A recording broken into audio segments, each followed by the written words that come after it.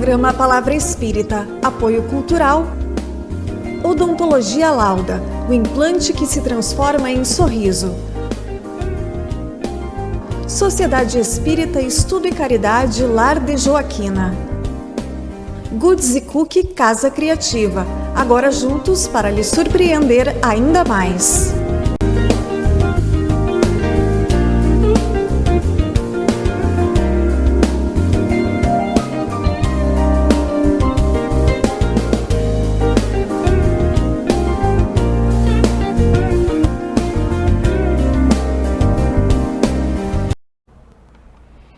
Estamos iniciando pela TV Santa Maria, canal 19 da NET, mais um programa Palavra Espírita. Agradecendo aos nossos apoiadores culturais, Sociedade Espírita Estudo e Caridade Lar de Joaquina, Odontologia Lauda, o implante que se transforma em sorriso e Goods e Cookie Casa Criativa, agora juntas para lhe surpreender ainda mais. Pois o meu assunto de hoje vai versar sobre as consequências espirituais do uso de drogas. Drogas tanto lícitas quanto ilícitas. A gente sabe que a procura de uma droga, por quem quer que seja, e seja ela qual for, evidencia, digamos, a escravidão em que se encontra o viciado, que busca, e por meio dela, manifestar a sua independência em relação à sociedade, procurando evidenciar um sentimento de superioridade, talvez, perante o meio em que vive. Sabemos que a indução ao vício decorre, quase sempre, da influência ou da convivência com, entre aspas, amigos já viciados, que podem despertar de início apenas curiosidade das pessoas para o seu uso e para sentir os seus efeitos, na certeza de que aquela vez vai ser somente a única. Pois é assim que tudo começa. É assim que inicia o abismo das drogas, de forma aparentemente inofensiva, mas que podem propiciar na pessoa um estado de euforia, lhe proporcionando, como é que eu vou dizer, uma ilusória disposição e coragem para enfrentar as situações difíceis da vida, ou enfrentar simplesmente a vida. Os vícios não escolhem idade, não escolhem sexo, raça, profissão e nem mesmo situação social. Por isso, e com certeza, as drogas podem ser consideradas como um dos maiores flagelos da humanidade. Podemos comparar o vício como como um barco que por invigilância começa a navegar numa forte correnteza, desafiando as águas de um rio caudaloso, sem perceber que logo ali, mais à frente, irá despencar numa gigantesca cachoeira.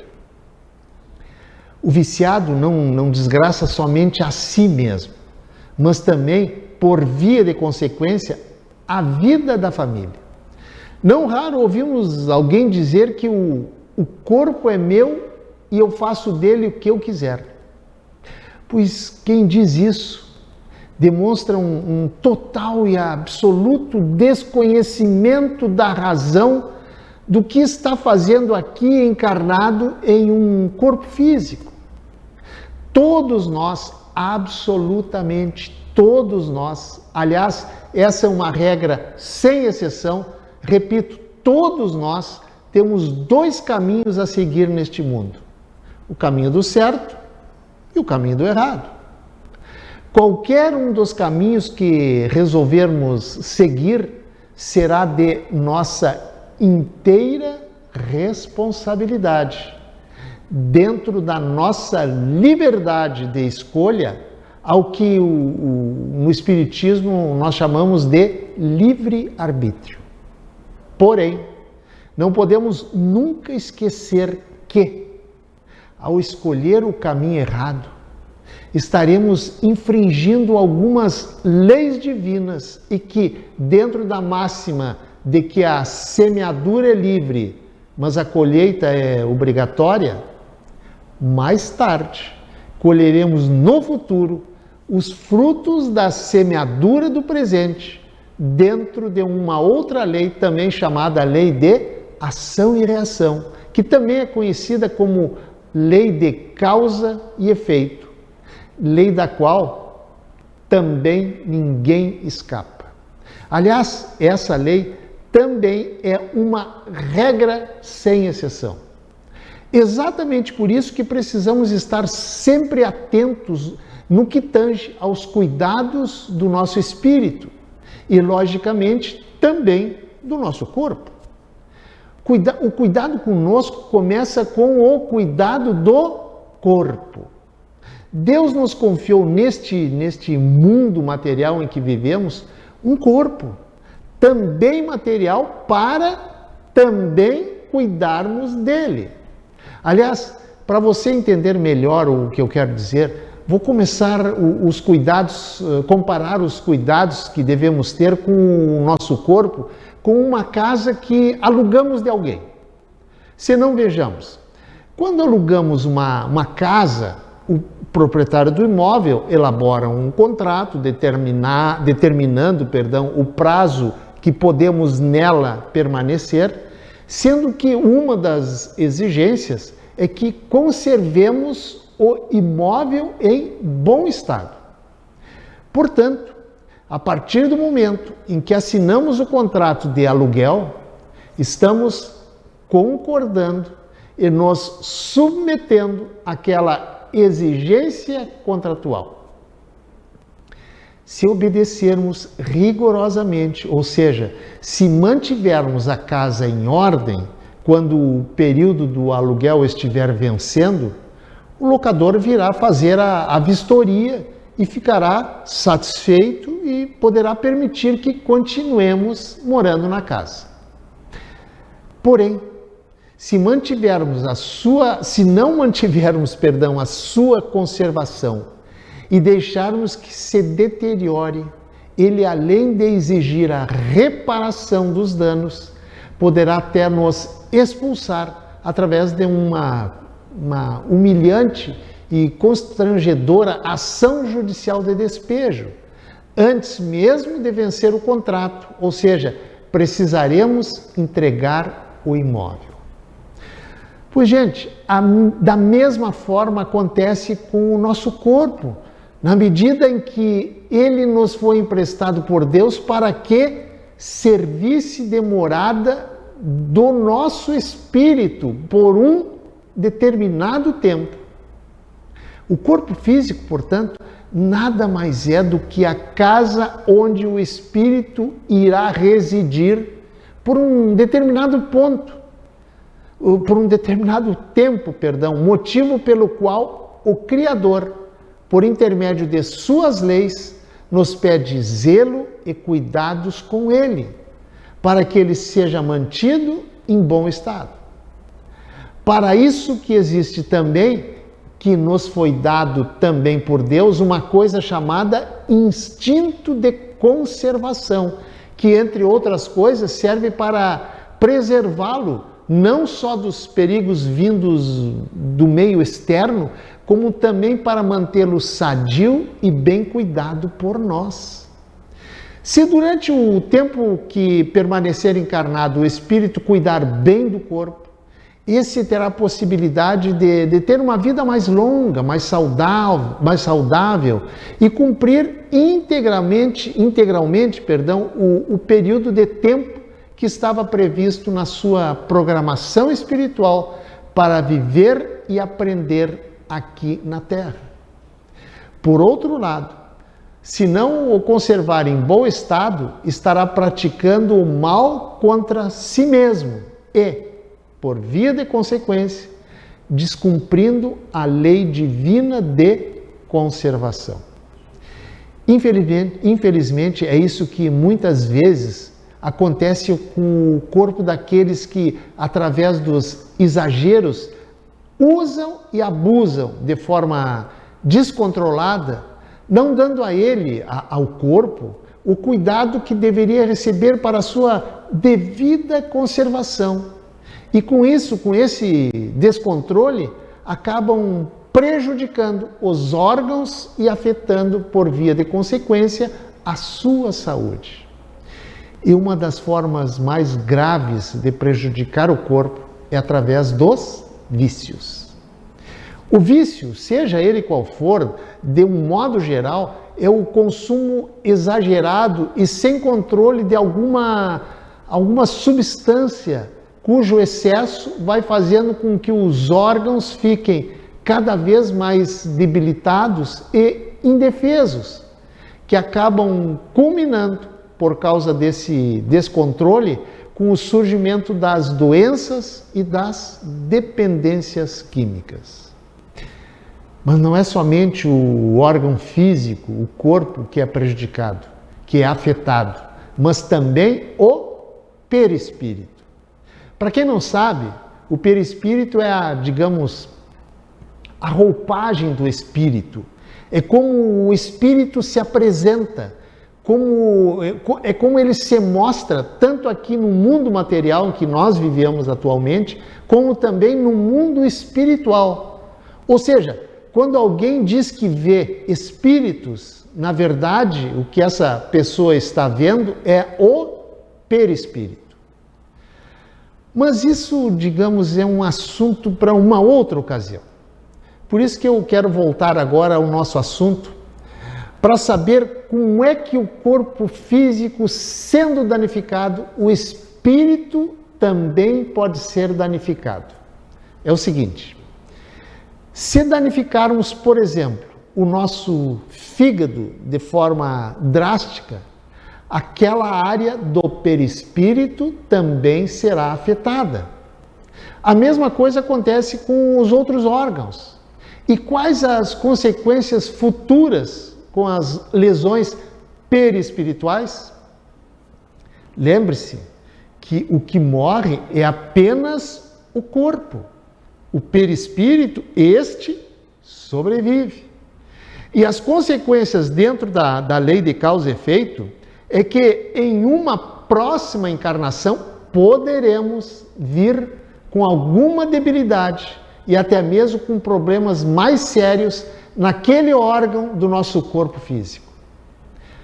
Você nunca ouviu falar de pessoas que têm sérios problemas respiratórios, por exemplo, chegando mesmo a desenvolver um efizema pulmonar sem nunca ter fumado, ou problemas sérios no fígado sem nunca ter bebido? Os exageros na alimentação ou a busca do corpo perfeito através da ingestão de anabolizantes deixam marcas no corpo físico e também no corpo espiritual, chamado, como eu disse antes, de perispírito, pois criam inflamações danosas no corpo físico que também se refletem no corpo perispiritual. Infelizmente, pela nossa ainda muito pequena evolução espiritual, a maioria de nós possui um tipo de vício nocivo à saúde em maior ou menor grau. Por isso, exatamente por isso, que precisamos nos conhecer para poder combater essas nossas imperfeições. A partir daí, e aí sim, poderemos ter mais condições de trabalhar em nós mesmos a nossa melhoria, pois se soubermos quais são as nossas dificuldades, teremos amplas possibilidades de compreendê-las e com isso aplicarmos toda a nossa energia e a nossa vontade para que tenhamos hábitos mais saudáveis e compatíveis com espíritos em evolução que somos todos nós. Pois, além de tudo isso, talvez o que você não saiba é que o uso de drogas lícitas e ilícitas podem causar a aproximação de espíritos desencarnados, muito atrasados que buscam, junto aos viciados encarnados, não somente se nutrirem das forças vitais desses espíritos viciados, mas também dos fluidos exalados e liberados pelas drogas. Não pense que quando um viciado desencarna, ele deixa os seus vícios com o corpo dentro do caixão. Não. Ele leva esses vícios para a outra dimensão, onde passará a viver, já que o que acabou com a morte foi apenas a morte do corpo físico. A essência, o espírito, a alma, ou seja lá o nome que você quiser dar, esta continua viva, aliás, muito viva. As suas virtudes, os seus defeitos, os seus sentimentos, entre tantas outras coisas que pertencem ao espírito, estas vão juntas com ele para a outra dimensão, para o outro lado da vida. E lá ele precisará de um tratamento de desintoxicação daquilo que o espírito sentia através do corpo quando encarnado. Após o desencarne, o espírito guarda por um tempo, que pode ser curto ou longo, os seus condicionamentos, as suas sensações, as suas tendências e também os vícios de quando estava encarnado. Por exemplo, o espírito de alguém que era viciado quando encarnado, quando desencarna, tendo em vista o estado de dependência a que ainda se acha submetido, continua sentindo o desejo e a necessidade de consumir a droga, independente de ser lícita ou ilícita. Somente a forma de satisfazer o seu desejo, agora desencarnado, é que varia, já que a condição de desencarnado não lhe permite proceder de quando estava na carne. Agora, como espírito desencarnado, ele precisará se aproximar, se vincular à mente de um viciado encarnado para transmitir os seus anseios de consumo da droga, a fim de saciar a sua necessidade, valendo-se para tal do recurso na ausência de um melhor termo, não consigo um melhor termo, da vampirização das emanações tóxicas impregnadas no perispírito do viciado, ou seja, da inalação dessas mesmas emanações quando a droga estiver sendo consumida pelo viciado encarnado. Isso ocorre porque a pessoa viciada em drogas, em face do estado de dependência em que se encontra, sente o desejo e a necessidade de consumir a droga, e isso ocasiona uma sobrecarga mental, afetando tão seriamente o cérebro a ponto de ter as suas funções alteradas, ocasionando queda no rendimento físico, rendimento intelectual e emocional e moral. E são nesses momentos que os espíritos, também viciados, se aproveitam para inalar os fluidos e as energias liberadas pelas drogas oriundas do drogado. Segundo Emmanuel, o viciado, ao alimentar o vício desses espíritos que a ele se apegam para usufruir das mesmas inalações inebriantes, utilizam-se esses espíritos de um processo, de simbiose em níveis vibratórios, ou seja, eles vibram energeticamente na mesma frequência que ele, o viciado, coletando dessa forma e em seu prejuízo do viciado as impregnações fluídicas maléficas desses espíritos muito atrasados, tornando-se não somente um doente, mas um doente triste, grosseiro, infeliz, muitas vezes violento e preso à vontade dessas entidades inferiores, sem o domínio da consciência dos seus verdadeiros desejos. Espíritos que em vida foram alcoólatras pela lei de atração são levados a bares pela própria vibração do ambiente. De lá eles começam a se ligar com os encarnados do ambiente, buscando roubar-lhe os fluidos das atividades viciosas.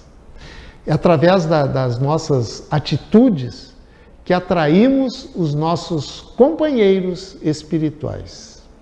Aliás, se um viciado, principalmente aqueles dependentes de drogas mais pesadas, pudessem ver as suas companhias do mundo espiritual que eles atraem, não tenho dúvida de que eles fariam uma força extraordinária para largarem o vício. Gente, tudo é uma questão de sintonia. Por exemplo, quando eu quero escutar uma determinada rádio, eu sintonizo essa rádio na sua frequência.